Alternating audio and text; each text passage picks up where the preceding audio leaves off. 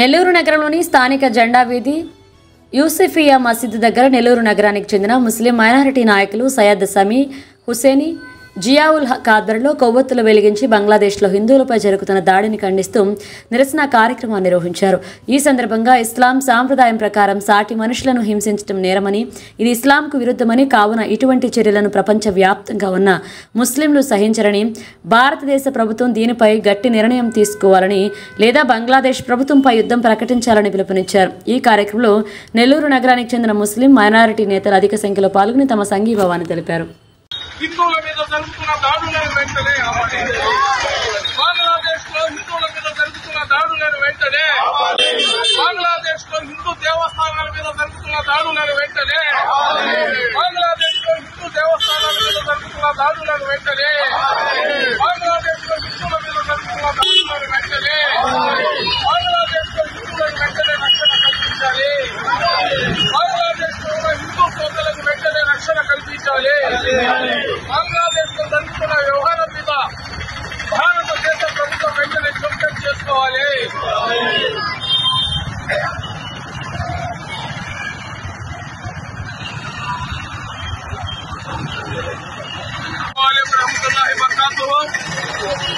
బంగ్లాదేశ్ లో ఉన్న హిందూ సోదరుల మీద అక్కడ ఉన్న మతోన్మాదులు ఏదైతే దాడులు చేస్తున్నారో ఆ దాడులను వెంటనే ఆపాలని చెప్పి ఈ రోజు సింహపురి ముస్లిం ఐక్య వేదిక ద్వారా మేము నిరసన తెలియజేస్తున్నాం.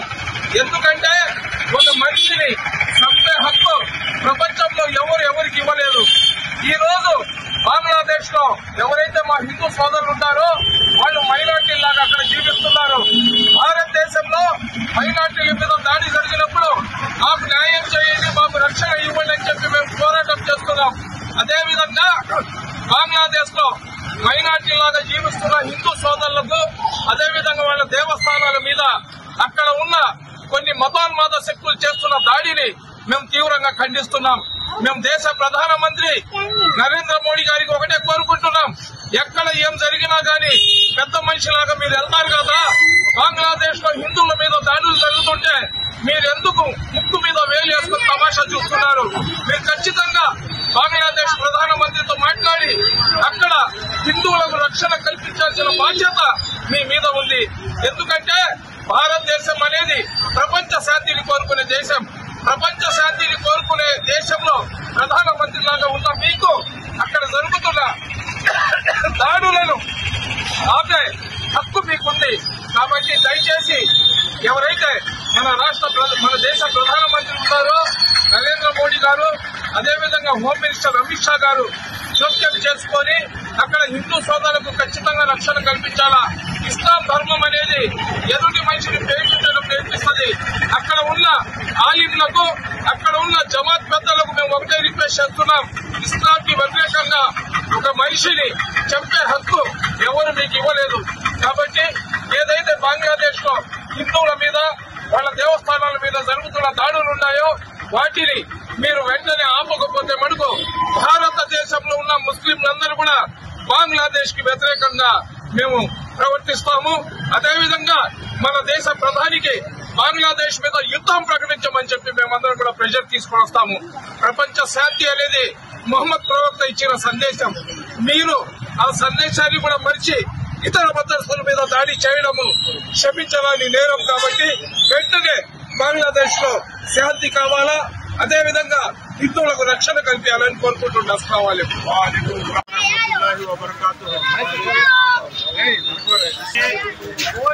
ప్రపంచానికే శాంతి మార్గంలో నడిపించే మతం ఇస్లాంలో మరియు ప్రవక్త ముహమ్మద్ సల్లల్లాహు అలైహి వసల్లం యొక్క జీవిత చరిత్రలో ఎక్కడ కూడా ఇతర మతస్థులని చంపడం, వారిని అవమానపరచడం ఏ చరిత్రలో కూడా ఎక్కడ రాయబడలేదు. మరి ఈరోజు బంగ్లాదేశ్ లో మైనారిటీలుగా ఉన్న హిందూ సోదరుల మీద దాడులు చేయడం ఇది చాలా బాధాకరమైన విషయం.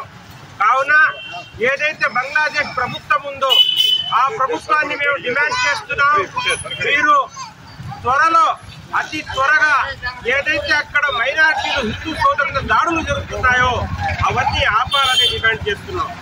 ఏదైతే ఇస్లాంలో ఏం చెబుతుంది, మన చుట్టూ ఉండే యొక్క ప్రజల గురించి కూడా మనం ఆలోచించాలి. ఒకరోజు ముహమ్మద్ ప్రవక్త సల్లల్లాహు అలైహి వసల్లం ఆయన ముందు నుంచి ఒక యహూదీ జనాజా వెళ్తుంటే ఆయన చూసి ఏడవడం జరిగింది. మరియు ఆయనకి సహాబాలు అడిగారు, అది ముస్లిం జనాజా కాదు, ఒక యహూదీ జనాజా, యూదు జనాజా, మీరు ఎందుకు ఏడుస్తున్నారని అడిగినప్పుడు ఆయన ఒకటే మాట చెప్పారు, ఎవరైతే పోయాడో అతను కూడా ఒక మానవుడు కదా, రేపు పరలోకంలో పోయినప్పుడు అతను మన స్వర్గంలో పోతే నాకు చాలా మనసుకి బాగా నచ్చేది, మరి అతను ఇస్మాన్తో లేకపోయాడు కాబట్టి, అతను నరకంలో పోతున్నాడు కాబట్టి నాకు బాధ వేసిందని ఆయన చెప్పడం జరిగింది.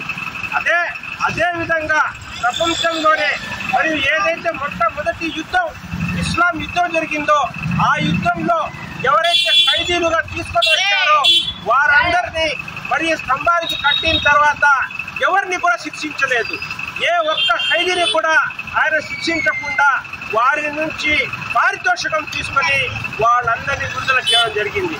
ఇది ఎక్కడ ఏ యొక్క యుద్ధంలో కూడా పెద్దలకు, మహిళలకు, పిల్లలకు ఎవరిని కూడా వారిని చంపడం అనేది చరిత్రలో లేదు.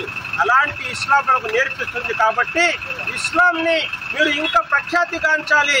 బంగ్లాదేశ్ను ప్రపంచానికి మొత్తానికి దిక్సూచిగా నిలబడాలంటే ఈ దాడులు ఆపేసి ఆ మైనార్టీలను రక్షణ కల్పించాలని మనం డిమాండ్ చేస్తున్నాం.